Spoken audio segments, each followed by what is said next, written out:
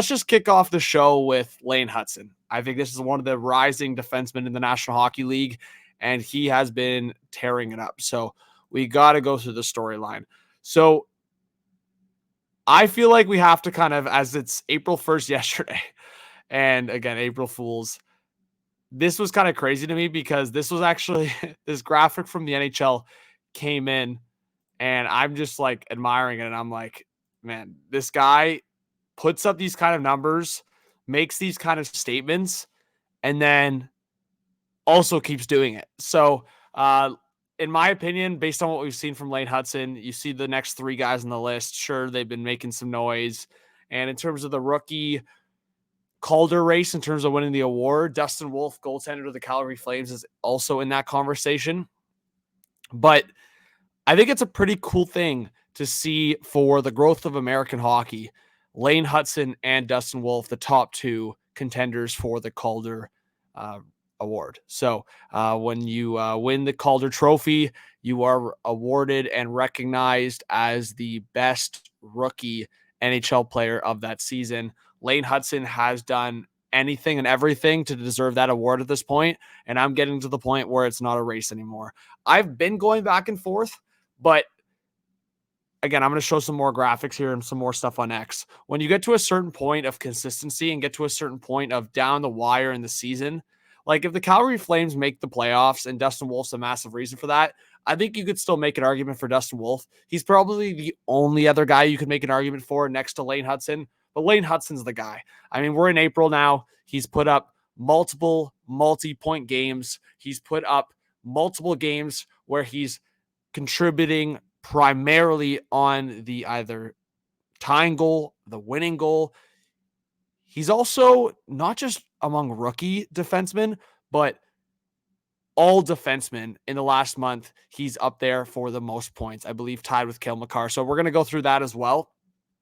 But as you can see right here, rookie point leaders through April 1st, 2025, he's got 62.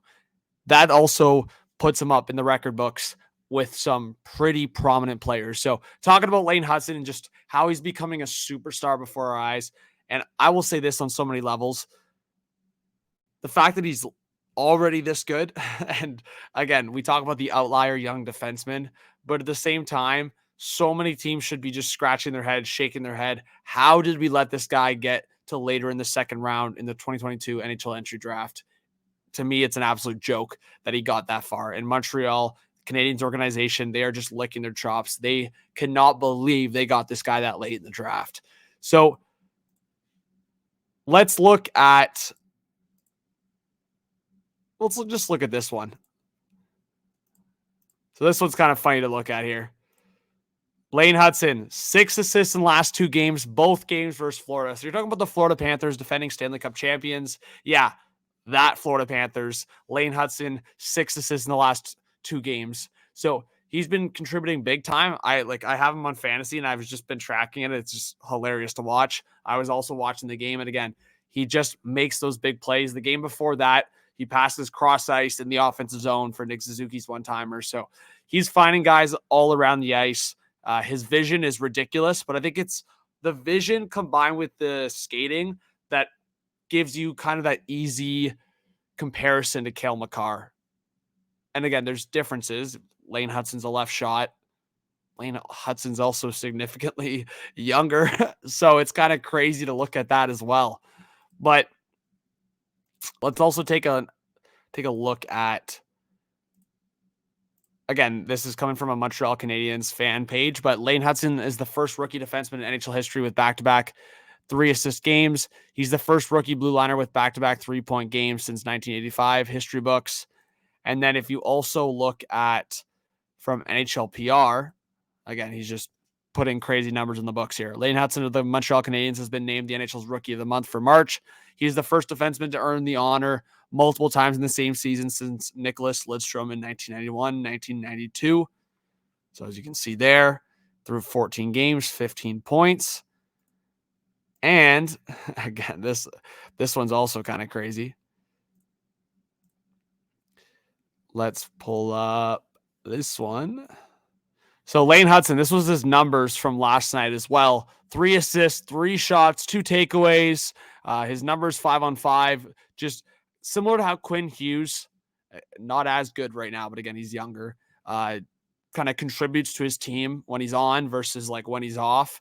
And he was on for every Montreal Canadiens goal for, none of the Panthers goals against. He's doing it on both sides of the ice, folks. And I also think we need to pull up another one. Again, we're hyping this guy up, deservedly so, though.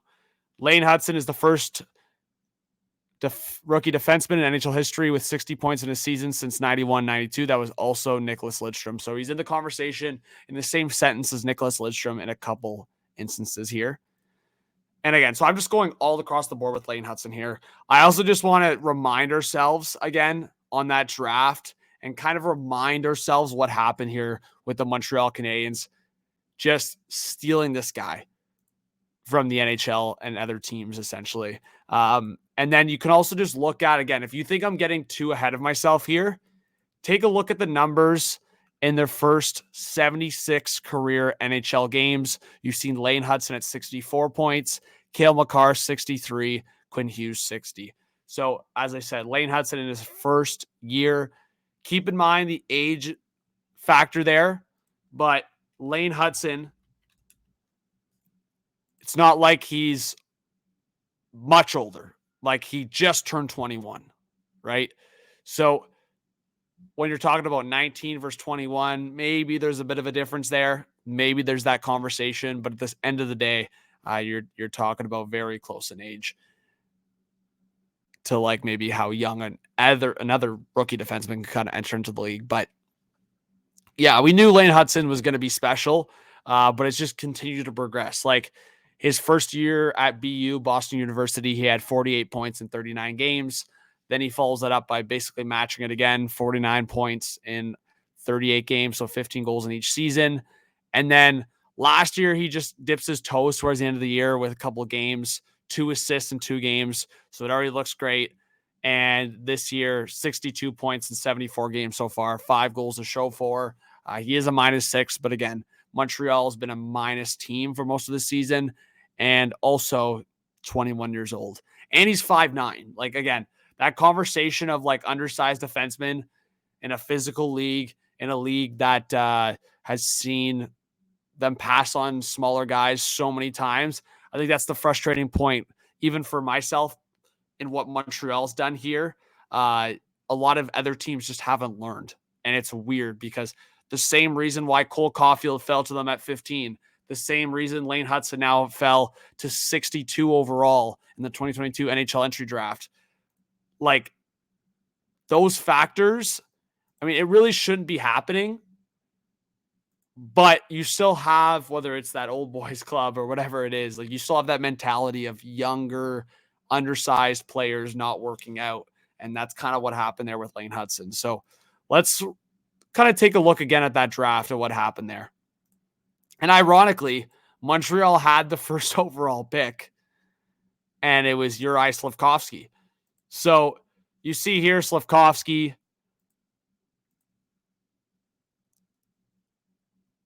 you scroll all the way down,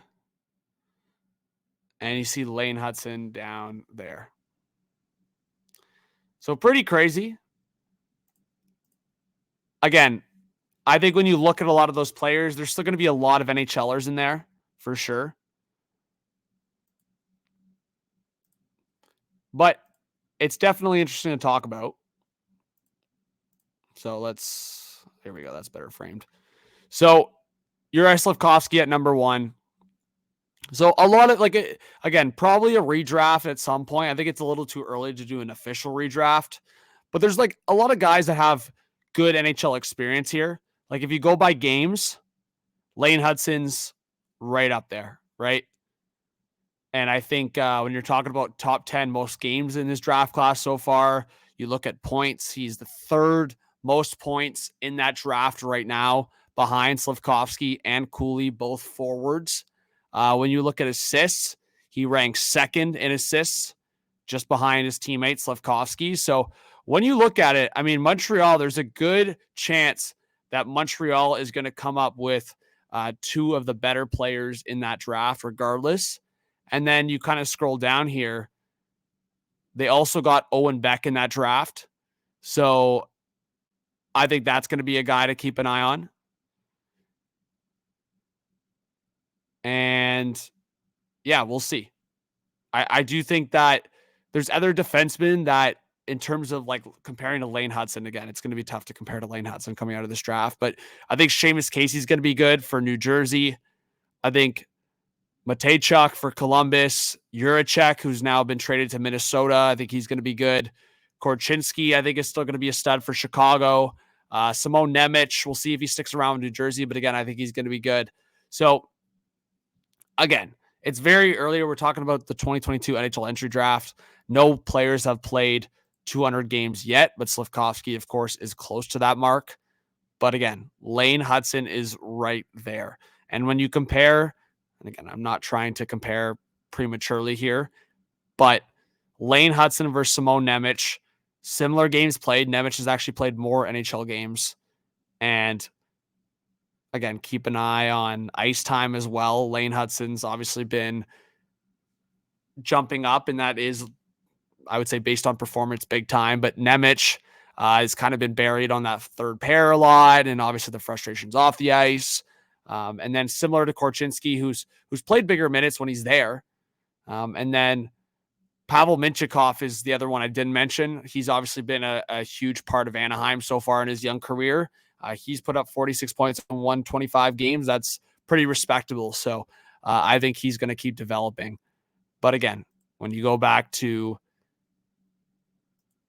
points, Lane Hutson, third, with 64 in 76 NHL games. So he hasn't even hit that 100 NHL game mark yet, and he's well on his way to 100 career NHL points. So that's the scenario that you're in right now. Lane Hutson dropped all the way to 62. And in most categories here, he's already top 10. He's already up there for points, assists, games played. Lane Hutson is going to go down as probably the biggest steal in this draft, but also just in general, one of the biggest steals in Montreal Canadiens draft history. So it's been such a cool storyline. I also want to flip to this draft. So we'll stop sharing here for a second. Let's go to the 2024 NHL entry draft. Again, going back to that conversation, how did you not learn? So fast forward 2 years, brother of Lane, Cole Hutson, is due to be drafted. Okay, so you would assume he's going to go in first round if he's got similar skill sets, right? Similar potential ceiling, similar potential NHL target. Oh, no, I don't see him yet. Oh, there he is. He fell to 43 to the Washington Capitals. Why that? Why is that? Why is that?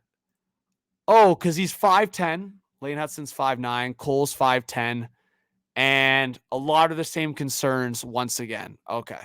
Well, ignore those concerns because the same mistake was made by a lot of NHL teams in this league once again. Because Cole Hutson with Boston University this season, 46 points in 37 games. 14 goals. He put up 11 points in 7 games at the World Junior Championships. 3 goals, 8 assists in 7 games. So he dominated the World Juniors, the U20 World Juniors. He is dominating at BU as their number one defenseman, similar to Lane. And teams just got to watch two Hutson brothers rip it up in this league now when they could have taken him in the first round. And again, I just said that the 2022 NHL entry draft is way too early to redraft. You could probably do a redraft. It's just, there's going to be a lot of mistakes. There's going to be a lot of changes needed. 2024 is definitely way too early. But in terms of NHL games played, there's only 4 players. Jet Luchenko played earlier on in the season. Levshinov's been called up. So there's been NHL games played. Obviously, Macklin Celebrini's at the top of that, and he's having a crazy good season as kind of a Calder candidate and one of the rookies to look out for. And of course, he was the first overall pick. But I think the thing for me here is you look at some of the defensemen, and again, I'm not trying to knock anyone. Like even a guy like Adam Juracek who plays for the Bulldogs, Bulldogs represent, he was a bit more of a project in my eyes. But I was high on Adam Juracek as a first-round pick. Then you go down. There's some guys overseas. EJ Emery, who is seen as a U.S. development project a little bit. Ben Danford for the OHL, a really good two-way defenseman. But again, you're looking for the offensive ceiling for some of these teams, specifically Toronto, who hasn't drafted that since 2012 in Morgan Riley. You could argue Rasmus Sandin and Timothy Liljegren in the late 2010, and Sandin more recently with 2018. But you had a chance to draft, in my opinion, a very elite defenseman, and you passed on him. So you scroll down, more defensemen were picked. Again, I'm not trying to knock a guy like Charlie Elick or like some of these guys, Kleber, but Cole Hutson was there. And so many teams passed on him. I can maybe make the argument on Buffalo. I understand Buffalo a little bit. They're trying to go for those big right shot defensemen. I get that. They already have enough offensive left shot defensemen. So I get Buffalo's reasoning. But there's a lot of teams here that even that drafted a forward. Drafting a Cole Hutson could have changed your organization, could have changed the trajectory of your organization. And they made the same mistake they made with Lane Hutson. 2 years later, they make the same mistake with Cole Hutson. So it's crazy to me. But this is the story of the Hutson brothers right now, and they're going to be a story for a long time here in the NHL.